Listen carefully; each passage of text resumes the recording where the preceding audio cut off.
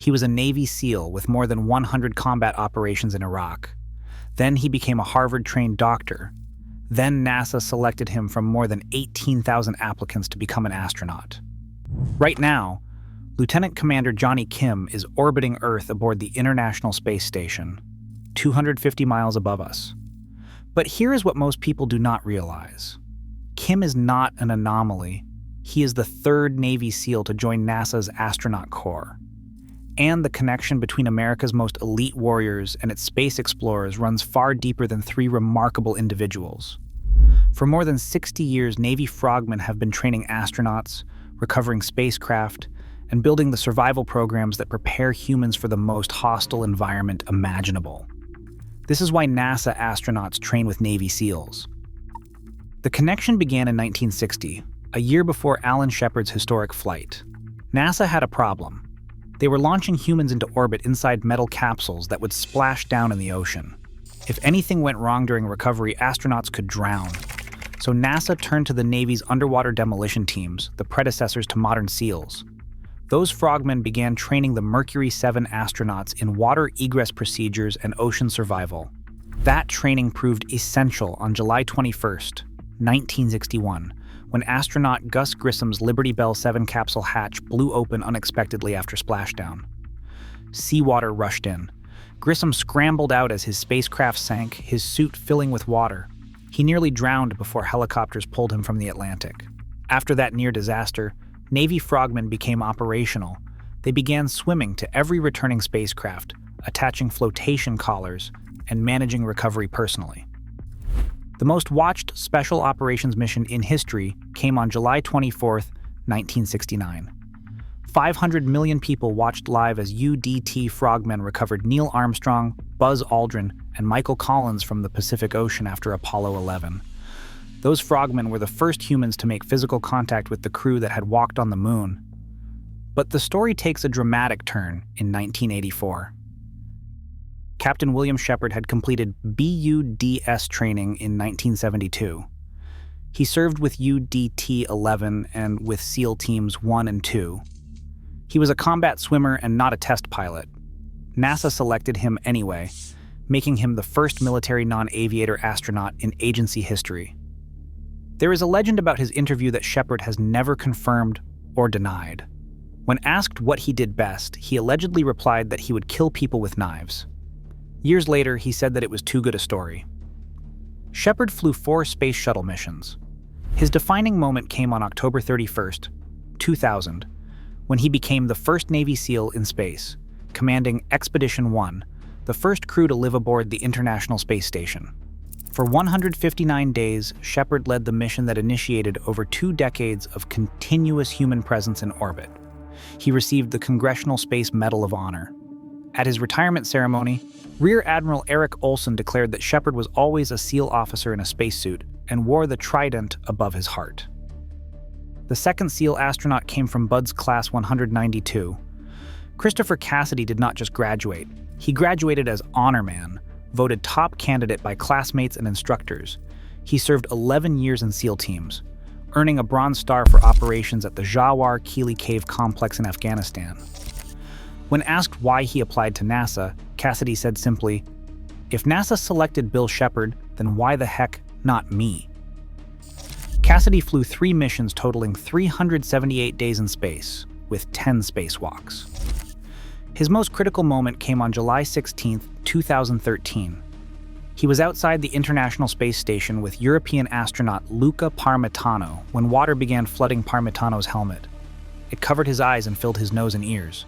Parmitano was drowning inside his spacesuit, 250 miles above Earth. Cassidy's voice stayed calm as he guided Parmitano back to the airlock. He said there was a lot of water. His head was saturated. It was in his eyes and in his nose and mouth. They made it inside, barely.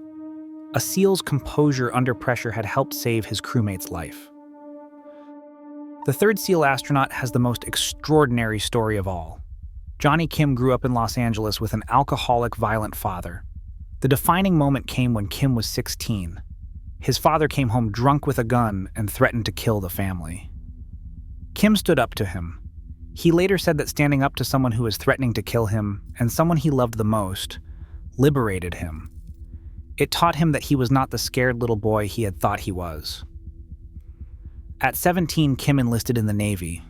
He graduated buds and deployed to Iraq with SEAL Team 3. He carried out over 100 combat operations as a medic, a sniper, and a point man. He earned the Silver Star and the Bronze Star. He served alongside Mark Allen Lee, the first SEAL killed in Iraq, and Michael Mansour, who received the Medal of Honor posthumously. After leaving the teams, Kim earned his mathematics degree, then completed Harvard Medical School. In 2017, NASA selected him from 18,353 applicants, a 0.065% acceptance rate. In 2023, he completed Navy helicopter flight training and became designated as both a naval aviator and a flight surgeon. On April 8, 2025, Kim launched to the International Space Station for an 8-month mission. He is now eligible for future Artemis lunar landing missions. The kid who confronted his father at 16 might one day walk on the moon. So why does this SEAL astronaut connection exist? The answer lies in the physics of water and the psychology of stress. At Johnson Space Center is the Neutral Buoyancy Laboratory, a 6.2 million gallon pool measuring 202 feet long, 102 feet wide, and 40 feet deep. Inside are full-scale mock-ups of space station modules and spacecraft. By adding weights to astronaut suits until they neither float nor sink, technicians simulate the weightlessness of orbit. Astronauts spend roughly 10 hours in this pool for every hour they will spend on actual spacewalks. 4 divers monitor each astronaut during training sessions that last 6 hours. This technique saved the early space program. When Eugene Cernan attempted his Gemini 9 spacewalk in 1966, he exhausted himself fighting his suit's resistance and nearly overheated to death. NASA needed a better training method. Buzz Aldrin became the first astronaut to use underwater training for his Gemini 12 spacewalk. A complete success. The method became standard. Beyond underwater training, astronauts complete military survival programs across multiple branches. At Naval Air Station Pensacola, they undergo water survival training, including underwater egress from simulated helicopter crashes. Astronaut Kate Rubins described it bluntly. She said it seemed like the Navy attempting to drown you in many different ways. At Army and Air Force survival, evasion, resistance, and escape schools, they learn wilderness survival and emergency procedures. These programs prepare astronauts for the possibility of landing anywhere on Earth, in any condition. The underlying principle is stress inoculation. Like a vaccine that exposes your immune system to weakened pathogens, controlled stress exposure builds psychological resilience. Military drown-proofing, where trainees swim with bound hands and feet, teaches something that cannot be learned any other way. It teaches the knowledge that you can survive situations that seem impossible. Cassidy explained how SEAL training prepared him. He said it had given him the confidence to know he could accomplish anything he wanted. Kim emphasized the same quality.